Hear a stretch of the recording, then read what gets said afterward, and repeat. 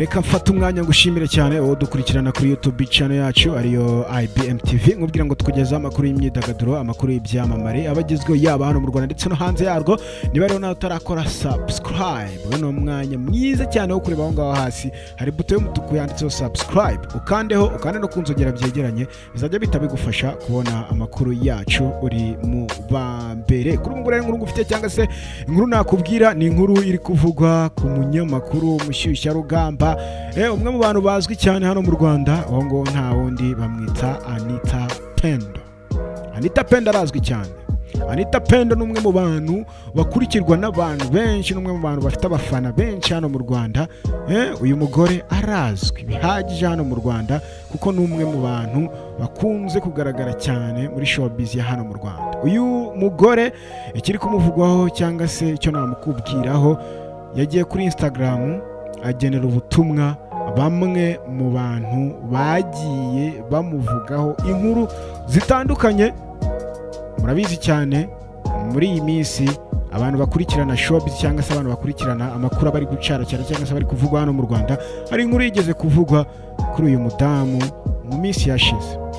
Iyo nkuru rero yavugaga uburyo uyu mugore atwite inda ya kabiri kandi n'umwana yabyaye ataramara n'umwaka. Abantu benshi bakavuga yuko uyu mugore yananiwe kuringaniza urubyaro, ahubwo akaba yifuza cyangwa se akaba yabyaye indahekana.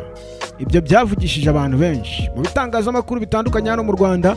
Byaranditse bavuga yuko Anita abyaye umwana wa kabiri n'uwa mbere nta n'umwaka aragira.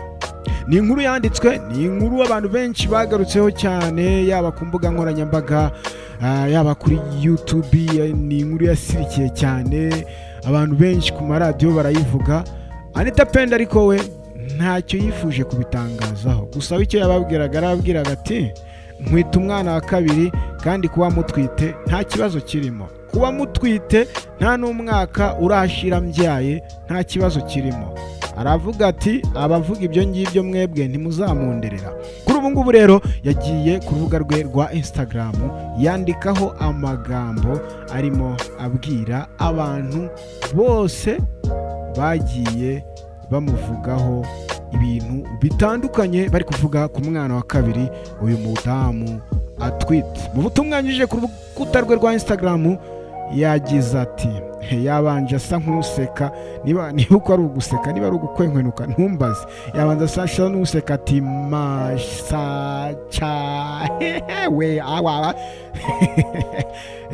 harangira agira ati erega mujyaho kuri radio nazo zitarabaha akazi ngo Anita aski, niba hari nabo mwabyaye mukananirwa kubarera mubanzanire mbabarerere, abandi n'amajwi avugira muri swa kuri YouTube muvuga ibyo mwifuza, abandi ngo murashaka inkuru zisomwe na benshi. Gutwita si uburwayi, ntibimbuza kubabwira ibyo mumaze iminsi muvuga nk'abihorera. Ayo ni amagambo ya Anita Pendo yanditse akabicisha ku rukuta rwe rwa Instagram. Aya magambo yanditse akayashyira ku rubuga rwe rwa Instagram, yashyizeho ifoto nanone yanditseho andi magambo. Iyo foto yagiraga iti, yanditseho amagambo agira ati uwo mwana wa gatatu muhora muvuga mfite muzamunzanire murere, niba hari uwo namureresheje muri mwe.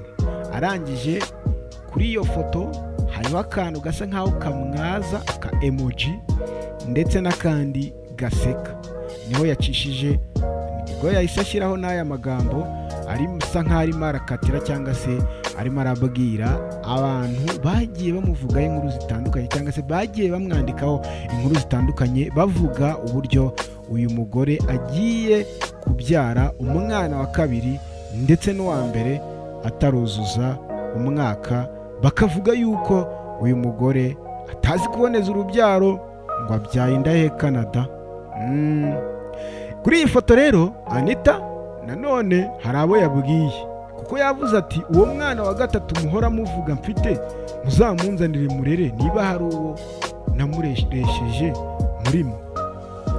Ahangaha nanakwibutsa hari inkuru zavuzwe mbere Anita Pendo bikimara kumenyekana yuko atwite. Byaravuzwe cyane yuko uyu mudamu nubwo yari atwite hari undi mwana ngo yabyaye akaba amureresha kwa nyirakuru, akaba ariho arererwa i Nyagatare, aho uyu mudamu cyangwa se uyu mutegarugori avuka.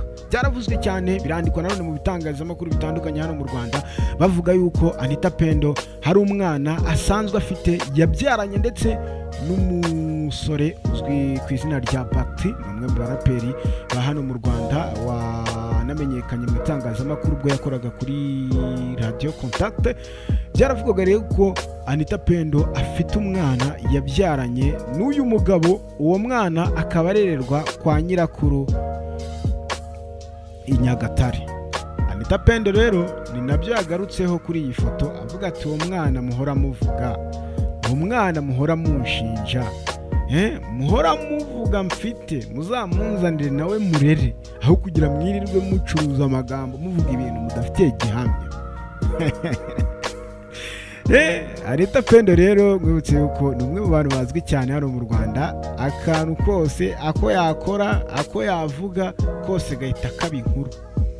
Ibi bintu rero yaririnze kugira ikintu abitangazaho, gusa we yaratangaje ati ndatwite nditegura kubyara, ariko ahita arekeraho, nta kindi kintu yongeye gutangaza. Iyo nkuru rero yaravuzwe iravugana n'ubu ngubu ikivugwa, urabona niyo mpamvu Anita Pendo nawe yabashije kubigarukaho. Anita Pendo rero nkwibutse yuko umwana wa mbere yamubyaranye n'umusore cyangwa se n'umugabo uzwi ku izina rya Ndanda, bamwita Ndanda Alphonse, n'umwe mu bamenyekanye muri ruhago hano mu Rwanda, yari umunyezamu ariko ubu ngubu umenya atakibirimo. Umwana wa kabiri rero nawe atwite, Anita Pendo inda yemera rwose, akavuga yuko atwite inda ya kabiri, ariko akibaza impamvu abantu benshi babigarukaho, ugasanga bari kuvuga cyane mu bitangazamakuru bamuvuga ibintu bitandukanye, bavuga ngo ese ngo abyaye ngo umwana wa kabiri ngo mu buhe buryo, ngo kandi n'umwaka utaruzura. Ugasanga rero ni ibintu bimutera umujinya cyangwa se bimubabaza, ari nayo mpamvu yagiye ku rukuta rwe rwa Instagram akagira amagambo agenera abantu benshi cyangwa se abantu batandukanye bagiye bamuvuga mu buryo butari bwiza, bavuga yuko uyu mudamu agiye kubyara indahekana. Reka tubashimire cyane rero mwese mudukurikirana kuri YouTube channel yacu ariyo IBM TV, nkubwira ngo tukugezaho amakuru y'imyidagaduro, amakuru y'ibyamamare n'andi makuru menshi bari kuvugwa yaba hano mu Rwanda ndetse no hanze yarwo. Niba rero nawe utarakora subscribe, n'umwanya mwiza cyane wo kureba aho ngaho hasi hari buto y'umutuku, nuyikandaho ugakanda no kunzugira byegeranye, bizajya bihita bigufasha kubona amakuru yacu uri mu bambere. Amakuru yacu nakagaruka, ciao ciao.